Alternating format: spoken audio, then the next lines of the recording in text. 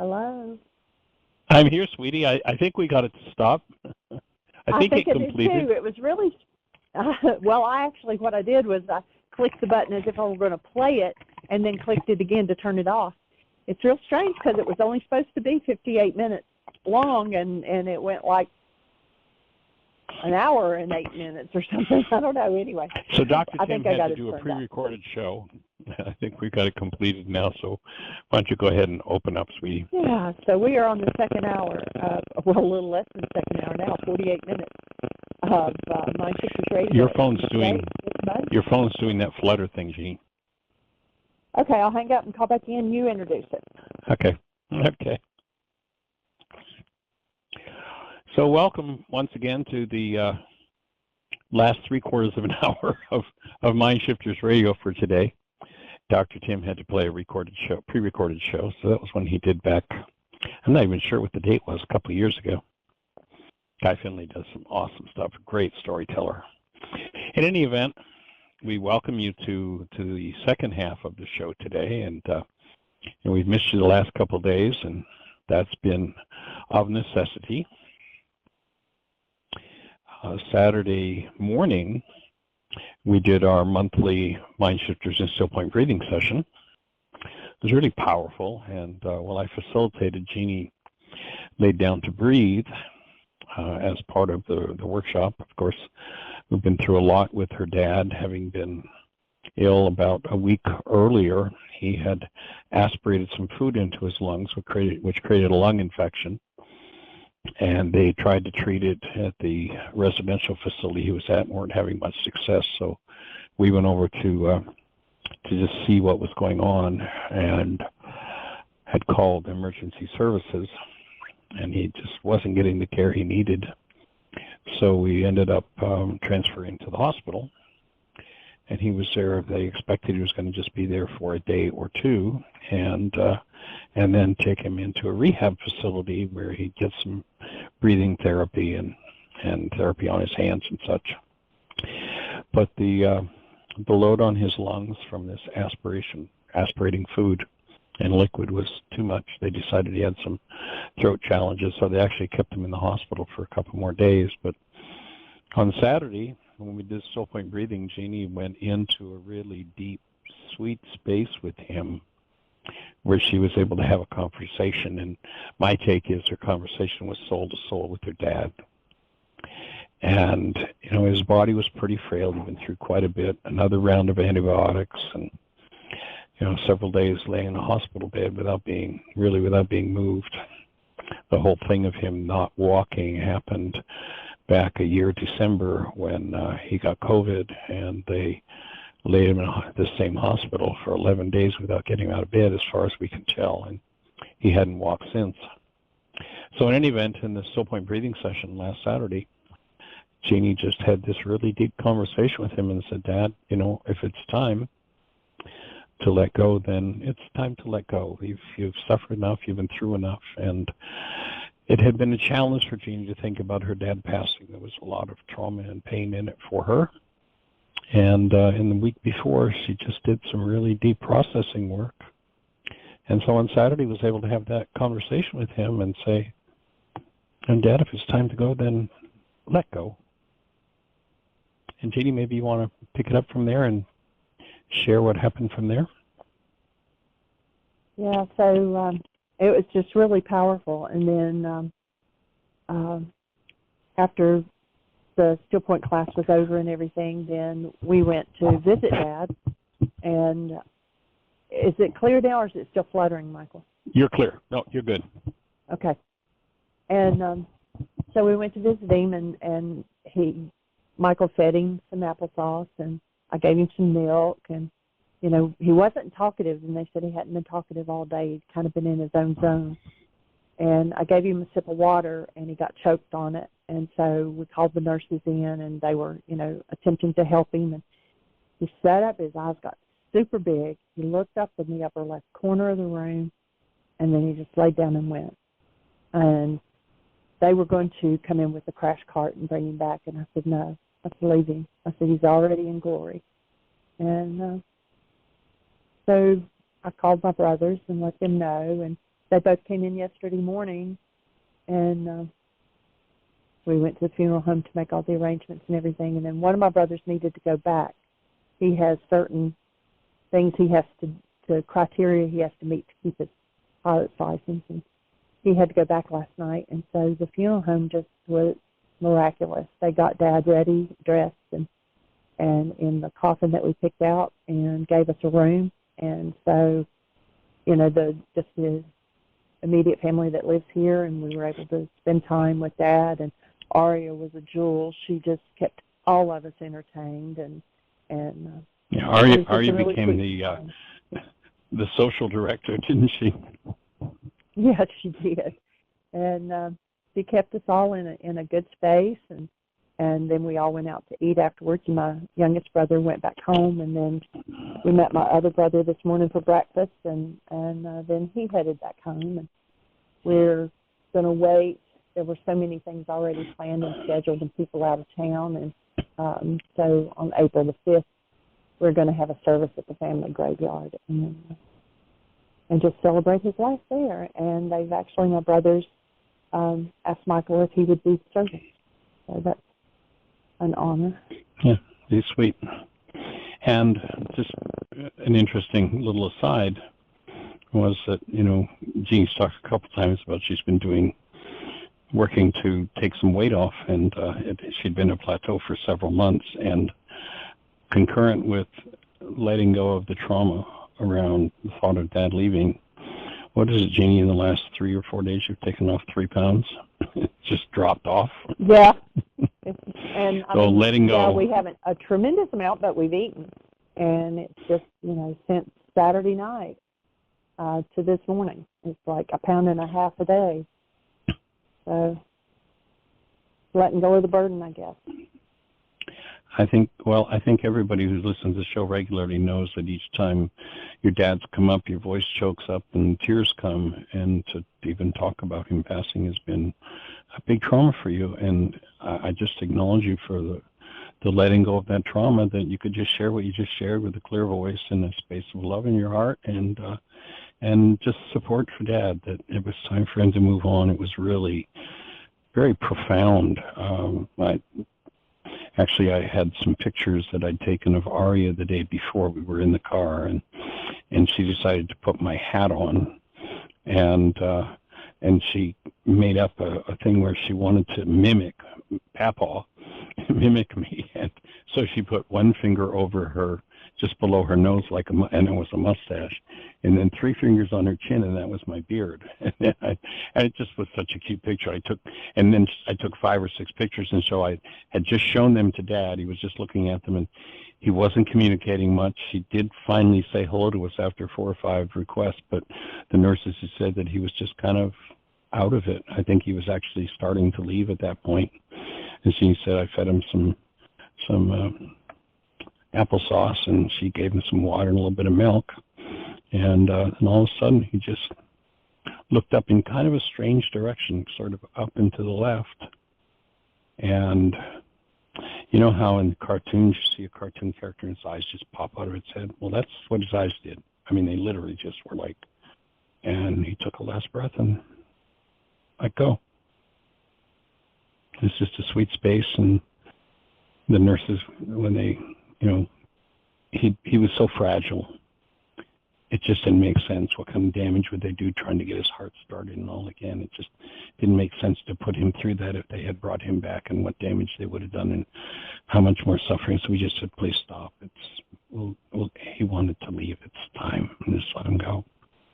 And Jeanie very gently gave that directive to them, and they received it and said thank you, and very supportive, and just left the room and said, you know, be here as long as you want. And Jeanie's son came, and stepson, and we just hung out with him. And they were both young men that, you know, Dad had the farm and was always a hunter. I mean, from childhood, the way his family survived was the meat that they were able to, you know, hunt down.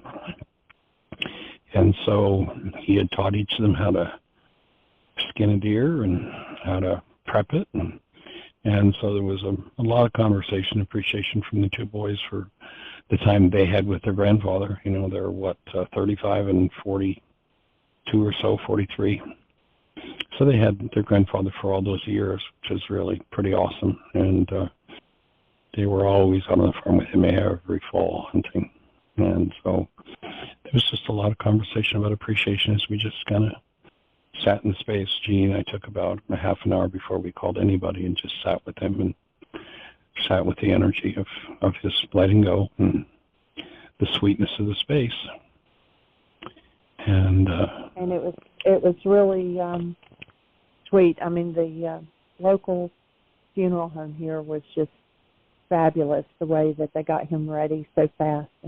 And Dad had these growths on his face, and they took those off, and so his face was smooth and looked young and relaxed, and his hands straightened out. You know, they've been hurled in with the Parkinson's for a year or more, and they were totally straight. So it was amazing. He looked good and looked at peace, and it was awesome. And so all of the immediate family, since we were traveling, and actually some of the other family had journeys planned for this weekend coming up, and so just together we all decided let's put it off. And so we'll be doing a memorial. There's a gravesite or graveyard on the family farm, and so we'll do a memorial there on April 5th. And so the funeral home's just going to hold his body till then. And so it was, all in all, was just the last couple of days have been just miraculous. Sweet, miraculous. Yes, would we like him to be here? Absolutely. But in the state of health he was in, it was a burden for him. So, Jeanie, it's just awesome that you've let go of the trauma, that you could just let him loose, honor him, support him, and being there for him those last minutes and being in the room was just awesome. Watching him as his eyes popped and looked was just, you knew he was watching and looking at something. It would have been nice had he been able to communicate what that was, but it wasn't long enough. Once he saw that, he just let his last breath go. And I know that several people have been holding the space who listen to the show for him and for us, and we appreciate that. And he's now at rest.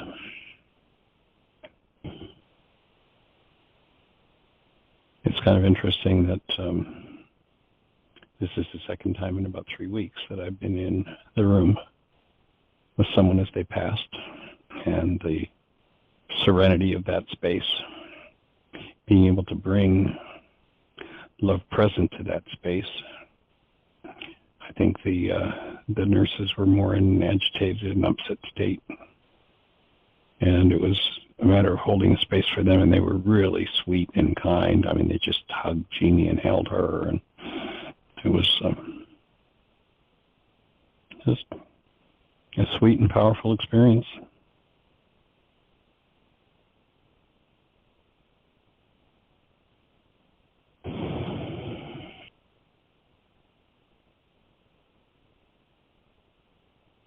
So we promised that we would share that, and we have 35 minutes. If you have any questions or anything that you want to say, whether it's about that or your own process.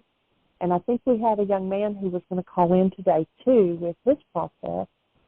And so if you are on the switchboard, press 1, and that'll put you up without waiting, and we will take your questions and your comments. Yeah, actually, for me right now, the space I'm in, I could just go and do a still point session. Just feel really in a sweet space and could just breathe. Got my hand in the abyss and just So thank you for being with us and joining us for this conversation that has been going on now for just a little better than 12 years. Okay.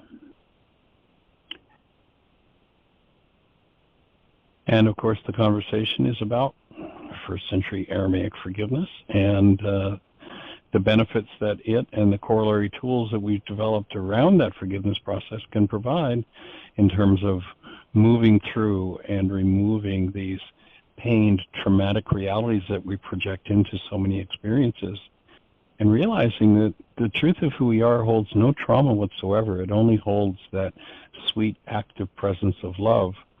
And everything other than that is what we've acquired from our childhoods, acquired from our environment, acquired through our genes, from unresolved family traumas.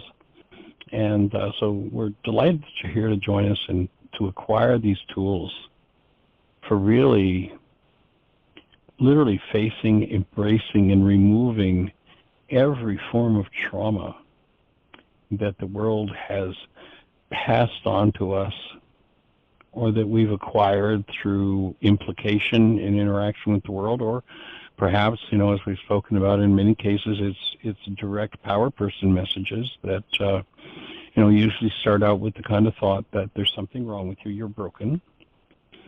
Each of us starts out exactly the same in that sweet space of active present love.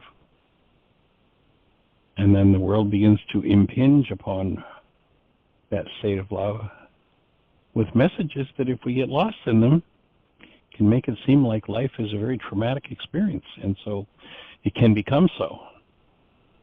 And once you acquire the tools and put them to work, those same kinds of experiences that most people call traumatic still happen.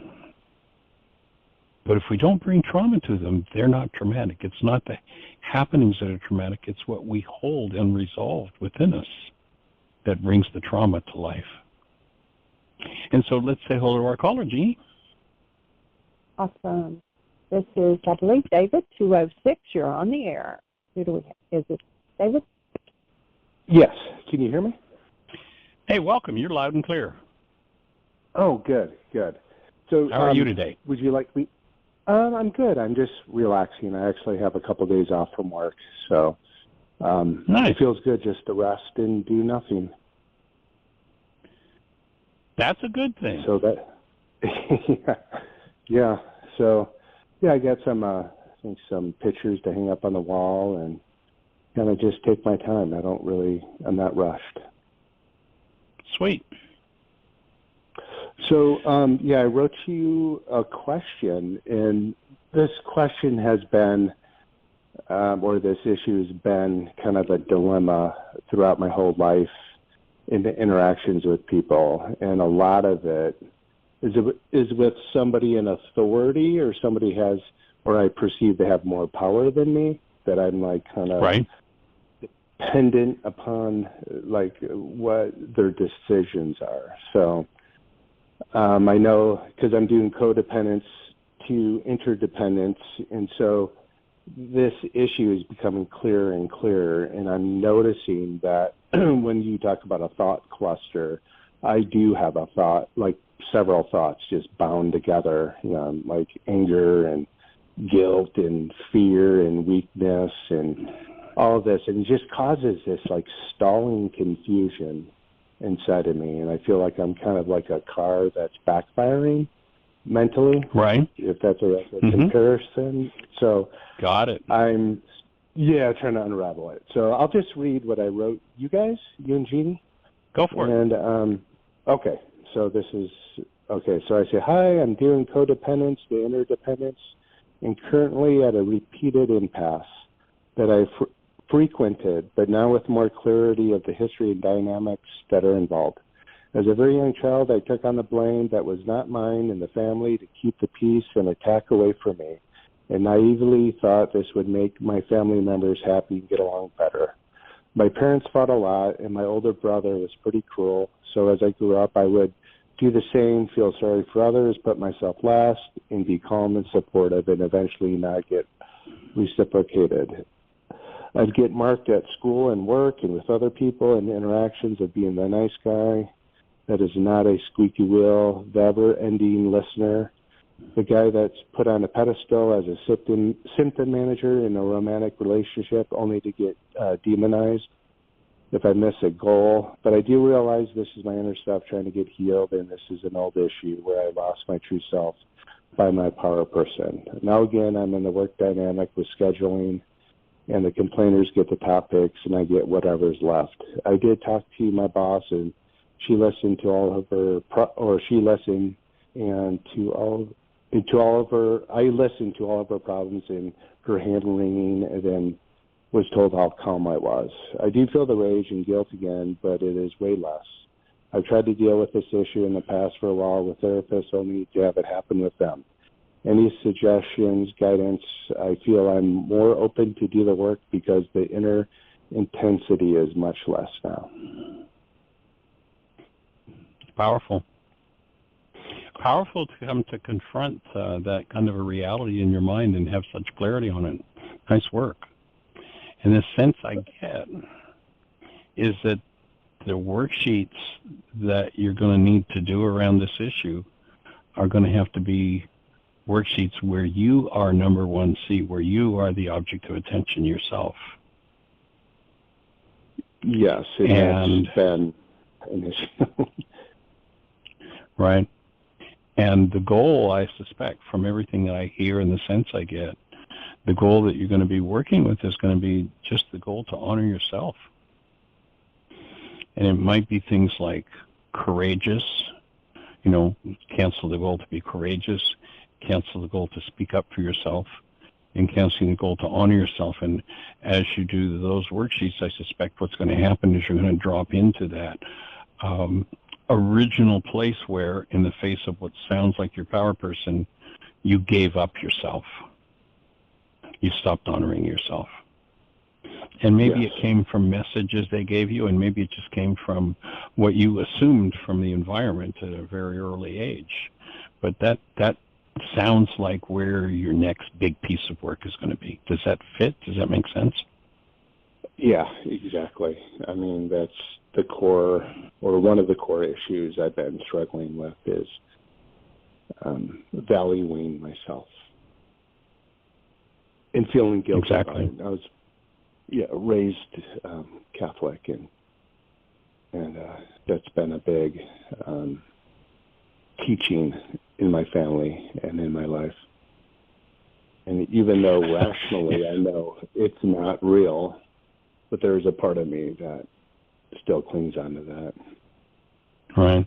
Well, you remind me of a scene in what was really a good film, and I'm not thinking of the name of it right now, but it's about a young Indian man who crosses the ocean. I forget do you remember the movie I'm talking about, Jeanie? In any event, wherever he ends up in a conversation with someone, and he converts to Catholicism. And at some point, I don't remember who it was he's talking to, but he's talking about, yes, well, I became Catholic, but of course I'm Hindu, so now I have millions of gods to be guilty in front of.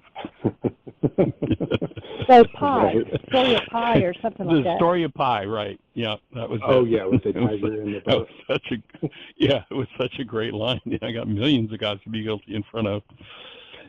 And letting go of that guilt for standing up for self and valuing self. It's like the idea of sacrifice, unfortunately, in the Catholic Church was in many circles really mistakenly degraded, and where the word actually means to make sacred, it became giving up the truth about self, which is a major mistake. So that sounds like what you're unraveling, and that's a powerful piece of work to do. Yeah, and I feel a lot more healthier, clearer. My sleep is so much better. There's so many benefits. And just facing it and going deep within it and just being as honest as I can or about the situation. And the worksheets have really reduced the intensity, that it's smoother. I've done, I don't know how many years of therapy I've done, and just by doing the worksheets, phenomenal. I awesome would tool, really love it. Yeah, I would love to write those therapists and say, out of being nice and compassionate, this would help so many people and not waste. I don't know if it would be waste, but not take such a long time of healing. Right, to move through it. Another piece that might be really useful is to do a mind shifter around this. If you're open, and I've got one for you. Yeah, I'm going to grab my notebook. You've worked with the mind shifters in doing the codependence self-study you've been doing. Have you worked with some mind shifters? Oh, yeah. I've been so you remember how they work, the split page? Yes, yeah. And kind of just automatic writing on the right side of the page, whatever comes up, and I do worksheets on? Yeah. Yep. Okay, I'm ready. So a mind shifter that I think would help open deeper, the deepest levels of this would be, it's safe in healing. Okay. And every authority in my life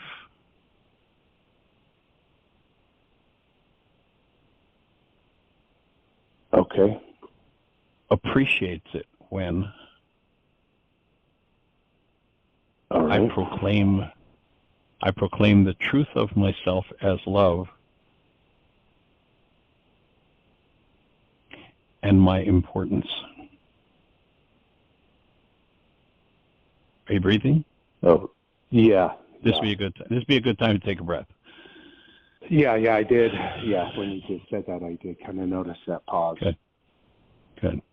Yeah. And so that sounds like just the right mind shifter, because it's getting enough unconscious energy moving that your breath wants to just kind of automatically shut it down. So that'll be a perfect one to breathe through, write, and just let yourself. I suspect this is probably, if we were talking in terms of worksheet, this is your core 77 times 70 worksheet issue. And so I'd suggest you take a period of 3 to 4 hours, phones off, you're in your own space, and just write that one in. And then when you complete it, of course, looking on the right hand side, just go down the list and bingo, where are all the hot spots that I need to, either need to do some communication, use the communication tool, or I need to do more worksheets in that arena, or I bring the commitment forward to myself or someone else that, pick out what the work is in whatever surfaces from that mind shifter, and you're going to be rocking on a whole new level. Yeah, I really appreciate it. And I do notice my handwriting kind of goes from like a 2-year-old to an adult and whatever's in between. Right. It's very interesting, and how I feel and the memories and whatever spontaneously comes up. It's very healing. It's a really good tool with all the other tools. It's really profound when you're writing. And go ahead, Jeanie. It can tell you, be an indicator of when that issue started. Like you can say, when did I write like that? In the first grade. Okay, that's probably when that issue started. Oh, yeah.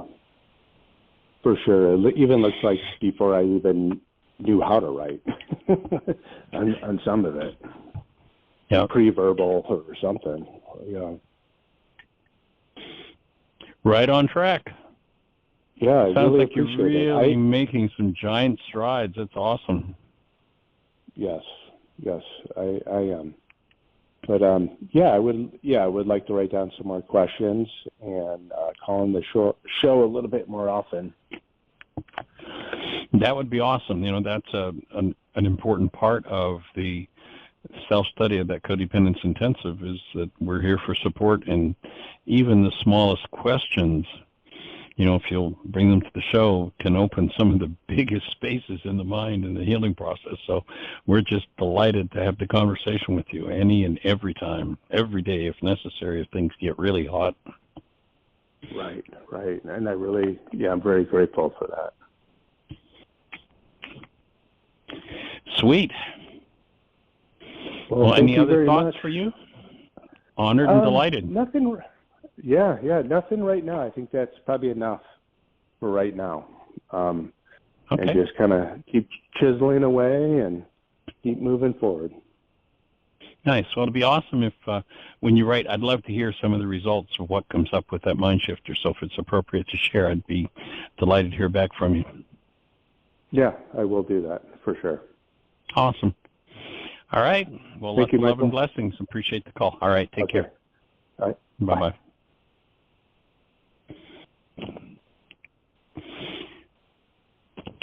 For those who might be new to the show, what he was talking about was that he's in the process of doing the codependence to interdependence self-study intensive. So that's the process he's moving through. Go ahead, sweetie. I had started to unmute, and I didn't know if everybody heard Aria says, "I love you, Nene." Yay. Sitting here playing with makeup, and she's got red rouge all over her hands and face. It's hot pink. When we picked her up at school today, Jeanie was driving, so I went and picked her up, and you have to sign for her, and her teacher and she just have this love affair going. Her teacher just, she can't say enough about her and Aria. See you tomorrow, Miss. In any event, I had asked if the teacher had ever asked Aria why we were here, and she said no. I said, well, why are we here? Would you tell her why we're here? And Aria, of course, says to be loved. And you could just see the teacher just melted. It was like, oh, that's pretty cool, pretty sweet. Yeah, it's a really sweet space at her school. Yeah, they're awesome. So, Miss Jeanie, do we have anything else happening in the chat room? Is the chat room back to working yet? It's working today. I know. Oh, yes, good. But there's no questions in the chat room, and nobody else has a hand up. If somebody presses 1, you are first in line. Well, we've got about 18 minutes left, so there's lots of time for conversation. If you have a thought for us, a question, something to share, let's go for it. It's Miss Susan, 610. You're on the air. Hi. Hi. Welcome home. Hey, welcome, dear heart. Thank you. How are you? Yeah. Okay. It's a long answer. But Jeanie, your dad was 3 hours from your house. Did I misunderstand something? Oh, that was your brother. No, my brother. Okay. Like one brother was in Kingston and one brother's in Salisbury, North Carolina. So Michael and I were with Dad when he passed. No, he was just at the hospital about 10 minutes from here. Oh, okay. There was something about 3 hours, and Dad waited 3 hours till we got there, or something like that. So I got confused. Oh, well, I had called before we started the Still Point Breathing class on Saturday, and asked how was he and were they going to transfer him, because they've been talking every day about moving him from the hospital to rehab. And they said, no, there was no orders for discharge or anything. And I said, okay. I said, I can leave class if I need to. And so we did the Still Point Breathing class, and I breathed, while Michael facilitated the class. And I was actually able to tap into Dad's, it was like soul to soul. And I said, Dad, you can stop the struggle. I said, just let go. I said, you've done enough. You've been through enough. And so after class was over, we went to the hospital. And they said he had been real quiet all day, that he, wasn't engaging or anything like that. He was just kind of in a zone. And we went in and fed him a little bit of applesauce and milk. And then I gave him a sip of water, and he got choked. And so we called the nurses to come in. And Michael and I were both there holding his hand and telling him to take a breath. And he just, sat up, and his eyes got huge. And he just looked up in the left of the ceiling of the room, and it was like I moved my hand in front of his face and everything. It was like he was looking beyond anything on this planet. Yeah. And then he laid down and was gone. It was amazing. It's pretty sweet, pretty awesome. The nurses were going to go get the crash cart, and I'm like, no. I said, he's already in glory. I said, leave him there. I said, don't bring him back to you. He hadn't had I said he'd been alive, but he hadn't been living.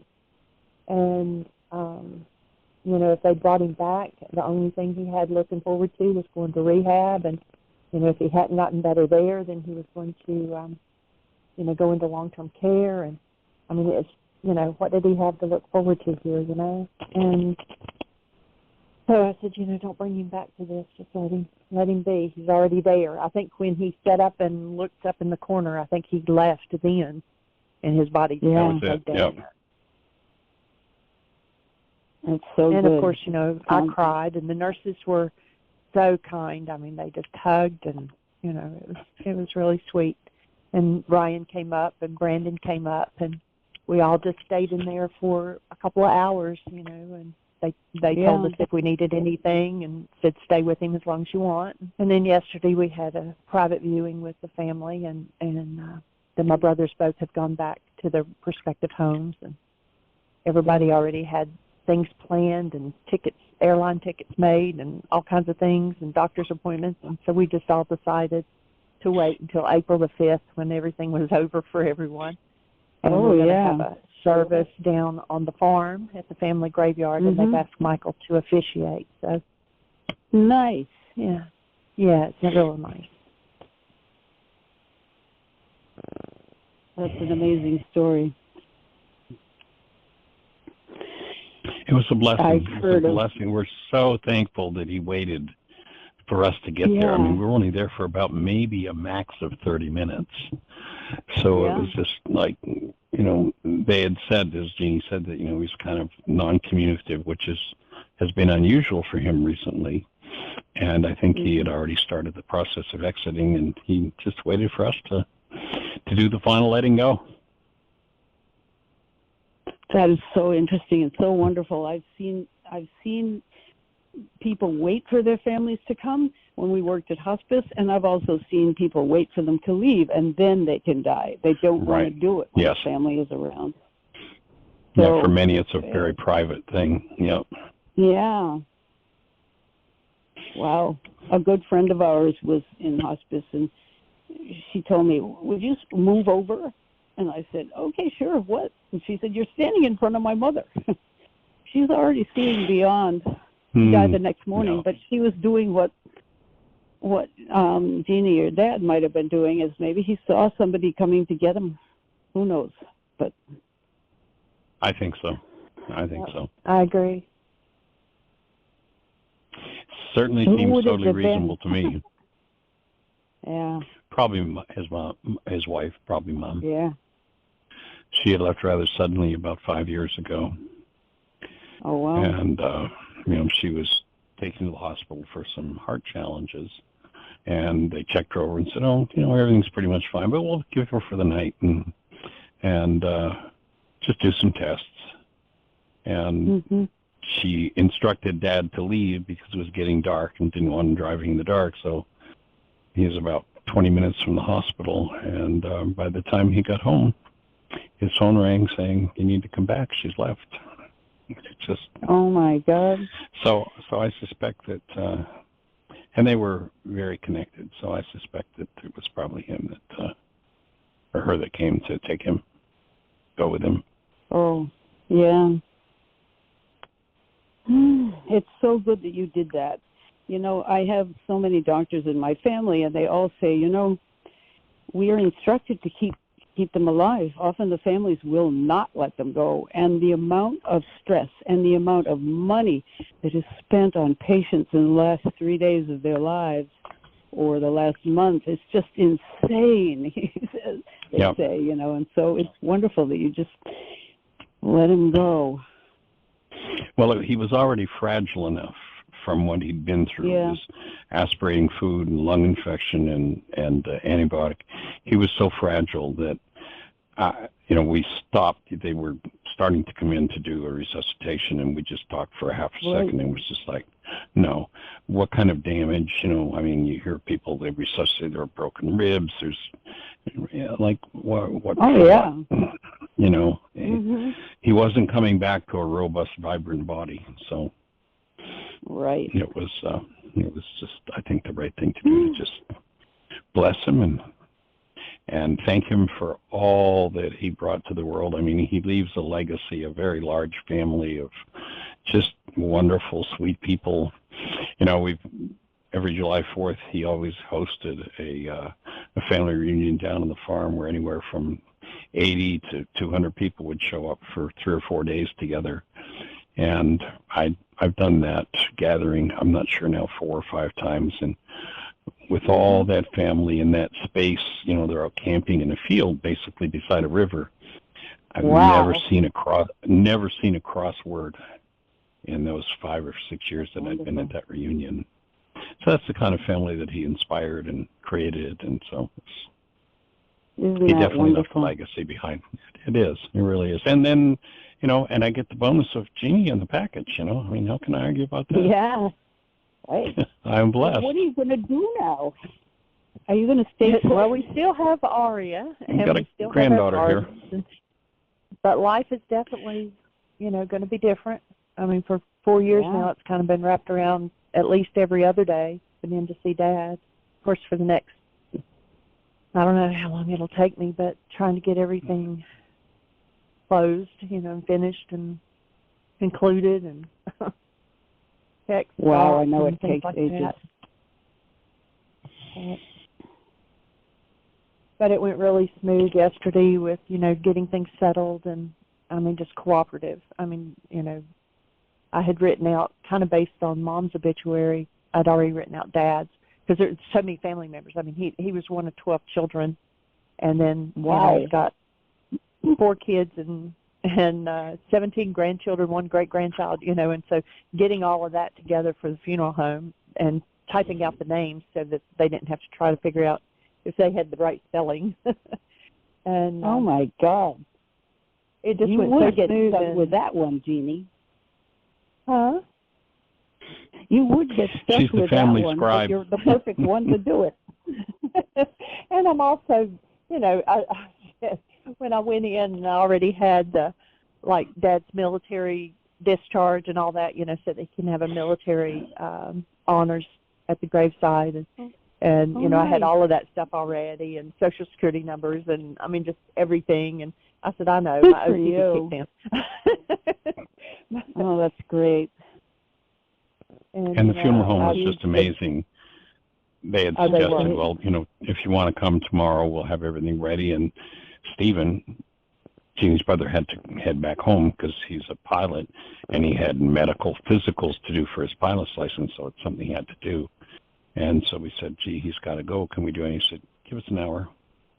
And they had him ready and a room set up for us. And so we just had a small private family viewing, and it was just sweet. And in that hour, all of us headed over to the assisted living, and we got all of Dad's furniture and stuff out of the room and into a storage unit and back to the funeral home within that hour. I mean, it was like the cooperation and the movement. It was like a well-oiled machine. Everybody jumped in. Great. Yeah. Yeah. Wow.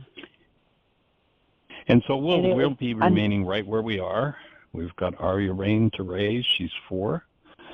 And so that process will go on. And, this Thursday we fly to up into Upper New York State. Driving. We're having family coming in. Well, we're driving, but they're flying in. Ryan and Gabby and Aria Rain are flying up to Niagara Falls. They're actually going to go over to the Canadian side for a day to see it, and then come join us at the timeshare.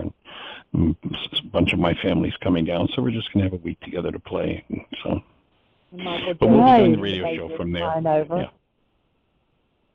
What was that, Jeanie? I said Michael J. and Jamie and the new baby are flying over too. And oh, nice. We'll have our 2 youngest granddaughters with us this next week. Yeah. That sounds wonderful. Everybody circles the wagons. Yep. Yep. So how are you? How are things in your world? Oh, go ahead, Jean. What were you going to say, Jeanie? I was just going to say, even to the point of, I know this may sound morbid to some people, but when they walked us in the room to pick out the coffin, and we walked in, and right in the center of the room was one made out of barnwood. And, we were all like, that's Daddy. It was just made out of rough barnwood. Oh, my God. It was perfect because, he's from the farm. Yeah. Oh, that's wonderful. That's as it should be. And inside of the lid, there was an etching of an old farmhouse and such. So it was just like, oh, perfect. Was that something they had made, or had he ordered that? No, it was just something they had sitting on their floor. They sell it a lot. Wow. perfect. He actually shared the story of an old farmer type guy came in. I didn't get the time frame, but some years ago, with that coffin in the back of his truck, and he said, "Here, look, I want to show you what I made." And it was the start of his business. And then he was saying that this guy now has moved his business. He was here local, and he moved to Texas, and they have a warehouse, and they have warehouses all over the country, and they just go buy barnwood, and they make real, honest to God, barnwood coffins. And so it was just like, everybody's like, that's it. Everybody was just like gravitated to that particular one. It was, really pretty, and the theme was just right on for Dad, and so. Boy, the mystery of what happens when you leave the body. Gosh, it's hard to get the mind around. Yeah, that's amazing. A near-life experience. I think that's what he was having the minute that his eyes opened like that. He moved into that near-life experience we talked about and rocked on from there. Wow. Well, good reports. So how about your world? What's exciting in your world? Well, I'll get into that. It doesn't seem right to bring it all up now. You've been through so much. Let's just sit with this. It's amazing. There's probably much more to say. An amazing experience. It was. It was really very sweet and very powerful. And again, we were just so thankful that he waited for us to get there. I really believe that he and Jeanie had a full-blown soul-to-soul conversation when she was breathing Saturday morning, and it was 20 to 30 minutes after we got there that it's like, okay, I'm out of here. Thank you, Jeanie, for permission. Yeah. Well, thanks for coming on the radio. It isn't as if nothing's happening around there. Wow.